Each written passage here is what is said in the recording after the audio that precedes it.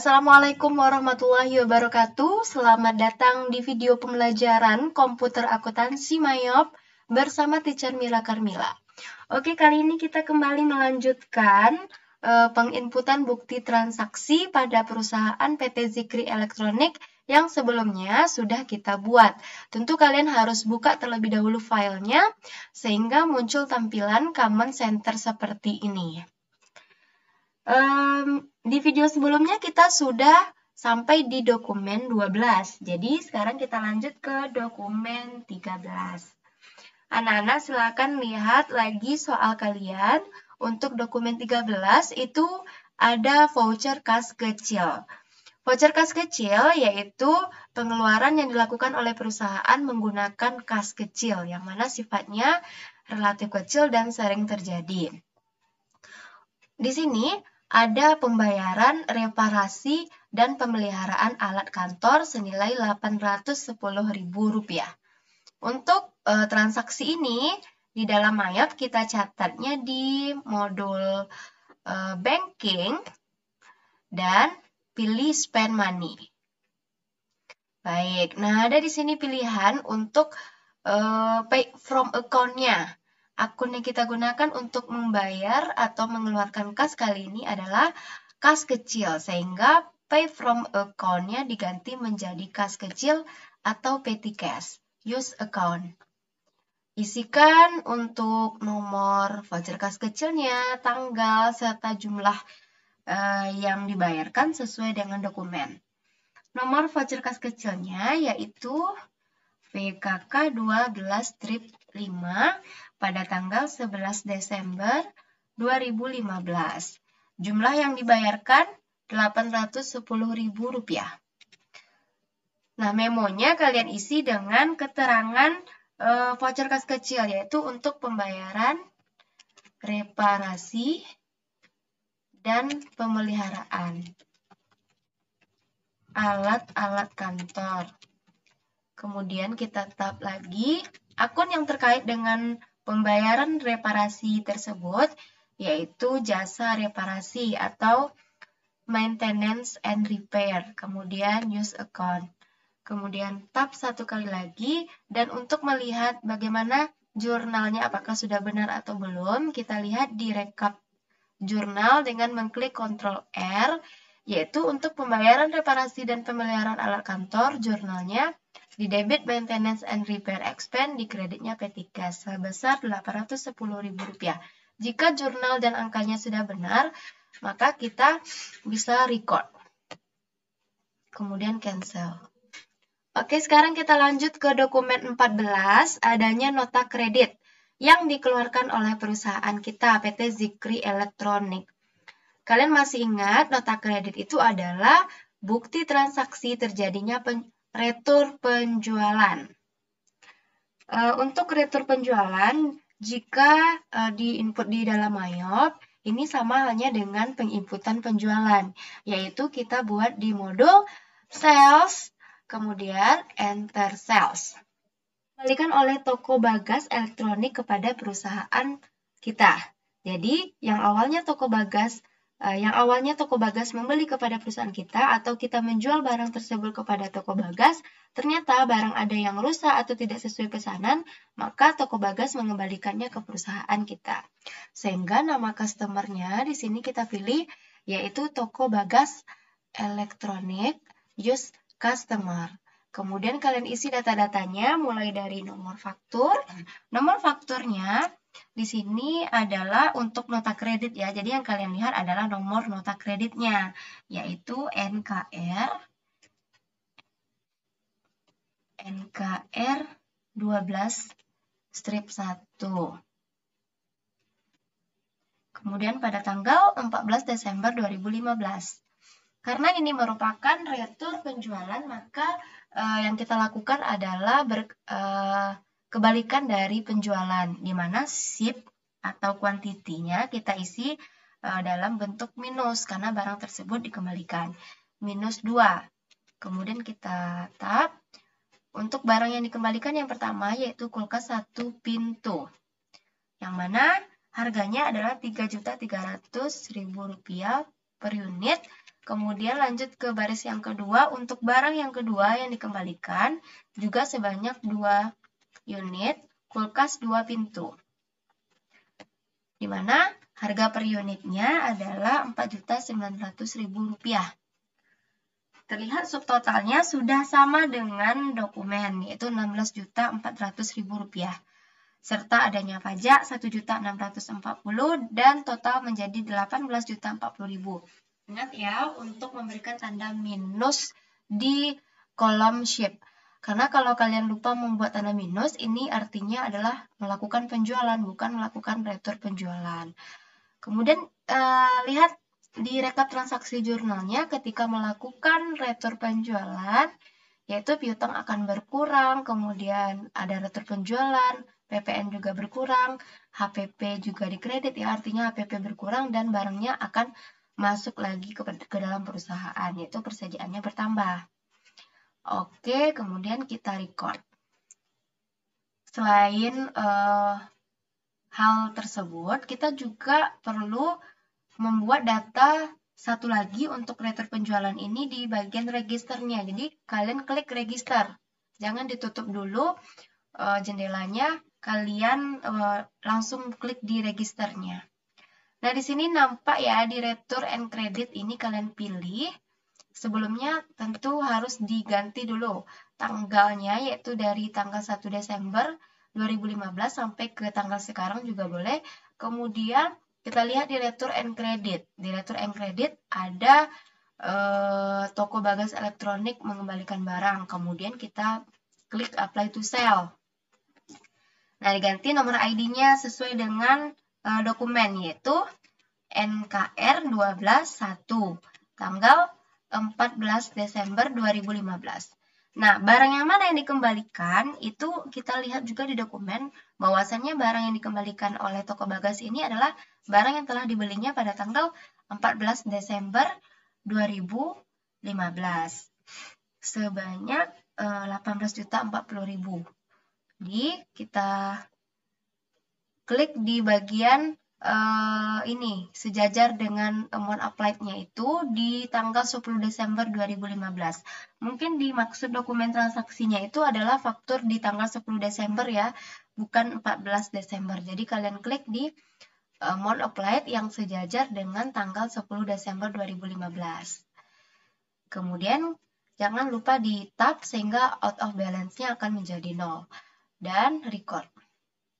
Oke, baik, kita lanjut ke dokumen 15, yaitu adanya bukti kas masuk yang diterima dari toko Fatitronik untuk pelunasan piutang. Menerima piutang, ini kita catat juga di sales. Kenapa? Karena piutang itu muncul karena adanya penjualan secara kredit. Kalian pilih sales, kemudian klik receive payment. Customer-nya siapa? Yaitu kita terima dari toko Fatitronik. Use customer, nomor buktinya yaitu BKM 122 pada tanggal 15 Desember 2015. Jumlah yang kita terima dari toko Fatitronik ini adalah untuk pelunasan piutang yang ada di tanggal 23 November. Jadi semuanya dilunasi, yaitu sebanyak Rp112.200.000. Karena tidak lewat dari jangka waktu yang ditentukan ya, maka tetap kita terima sebanyak jumlah piutang aslinya, tidak ada denda ataupun tidak ada diskon yang kita berikan. Kita catat sebanyak 112.200. Kemudian kita tab terus sampai amount applied-nya itu terisi, kemudian tab lagi sehingga out of balance-nya menjadi 0. Menerima piutang itu jurnalnya adalah kas akan bertambah dan piutang akan berkurang. Kemudian jika sudah benar, kita klik record. Lanjut ke dokumen 16, yaitu adanya nota kontan, yang mana nota kontan ini artinya kita melakukan penjualan secara kontan atau secara tunai. Di Mayop, ini penjualan apapun ya, baik itu tunai maupun kredit, tetap kita buat di modul sales. Kemudian kita pilih enter sales. Customer-nya siapa? Yaitu pelanggan penjualan tunai. Kita lihat dulu apakah ada tersedia di customer. Tidak ada ya, maka kita buat new. Kalian buat dulu nama customer-nya adalah pelanggan tunai. Card ID-nya kita lanjutkan saja untuk nomor customer yang kelima ya, C005. Kemudian untuk alamatnya dikosongkan saja, nomor telepon juga dikosongkan saja. Kemudian kita cek di selling detail, sales layout-nya itu juga item. Kemudian income akunnya juga sales. Dan ini kita atur pajak di sini untuk tax kodenya PPN dan flag tax kodenya NT. Untuk termin information-nya kalian biarkan aja seperti itu karena memang penjualannya itu untuk pelanggan tunai. Jadi tidak kita pilih di sini. Biasanya kan kita pilih in a given. Nah, sekarang karena pelanggan tunai kita biarkan aja COD seperti ini. Kemudian klik OK. Kalian pilih lagi pelanggan tunai yang barusan kita buat, use customer. Isikan nomor nota kontannya, yaitu NK01. NK01 tanggal 16 Desember 2015. Barang yang kita jual di sini sebanyak 13 unit kulkas 1 pintu. Harganya 3.200.000 per unit.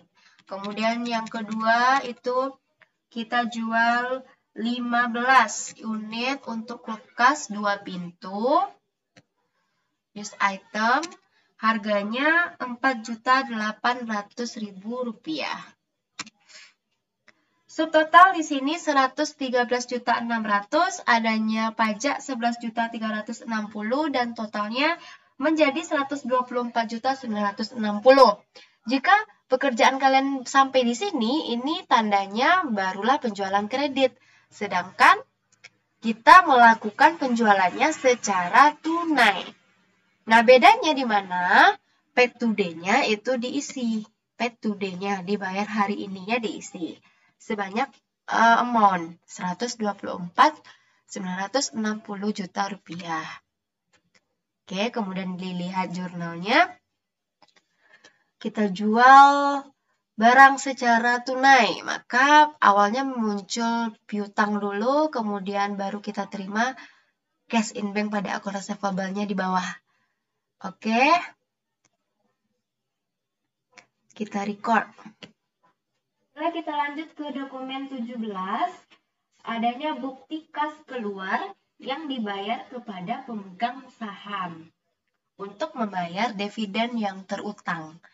Jika ada pengeluaran kas seperti ini, yang mana ini kan bukan untuk pembayaran utang dagang ya. Jadi kalau untuk pengeluaran-pengeluaran kas, selain dari membayar utang dagang, ini bisa kita buat di banking spend money. Nah, kalian pilih pay from account-nya itu cash in bank. Kenapa? Karena kas keluar, kas yang dikeluarkan itu adalah kas bank, bukan kas kecil. Use account. Nomor bukti kas keluarnya yaitu BKK 12-3 pada tanggal 17 Desember 2015. Dividen yang kita bayarkan di sini sebanyak Rp4.800.000.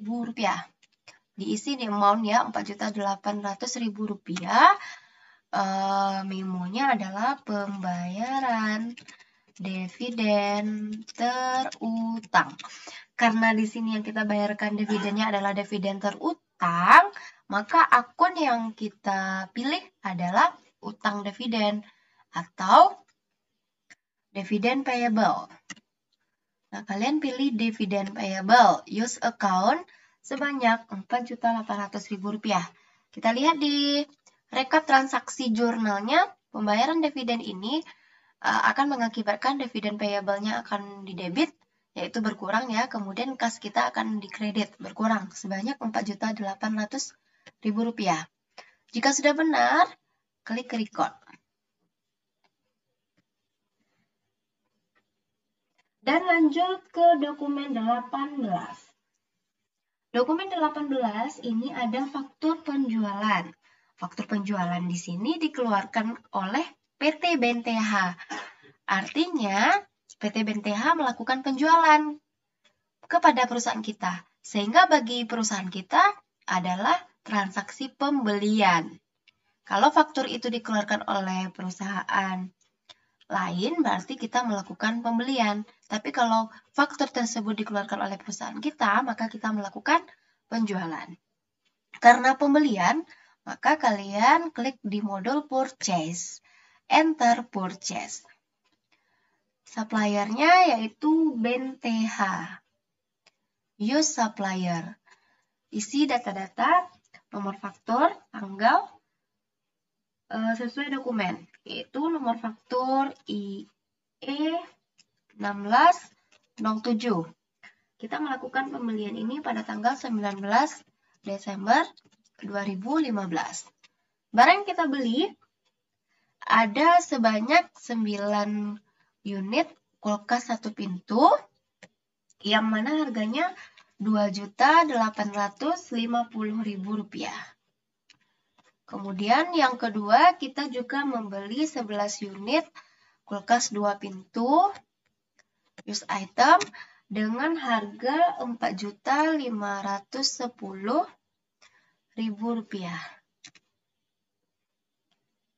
Sehingga subtotal di sini menjadi Rp75.250.000. Rp75.260.000 ditambah dengan pajak, sehingga menjadi Rp82.786.000. Oke, di sini ternyata selain ada pajak, ternyata perusahaan juga dikenakan beban angkut. PT BNTH ternyata membebankan kepada perusahaan kita beban angkutan sebanyak Rp45.000. Jadi kalian isi di frag-nya Rp45.000. Jadi totalnya menjadi Rp82.831.000. Jika sudah benar, kita bisa lihat di transaksi jurnalnya ketika melakukan pembelian, maka persediaan akan bertambah, PPN bertambah, kemudian beban angkut bertambah, dan juga utang bertambah. Oke, kemudian kita record. Jika ada tampilan seperti ini, would you like to change the text code use, maka kalian pilih no. Untuk video kali ini kita cukupkan sampai dokumen 18 ya, nanti kita akan lanjutkan di video-video selanjutnya. Terima kasih atas perhatian Ananda dan mudah-mudahan dapat dipahami. Kita berjumpa lagi di video berikut. Assalamualaikum warahmatullahi wabarakatuh. Bye-bye.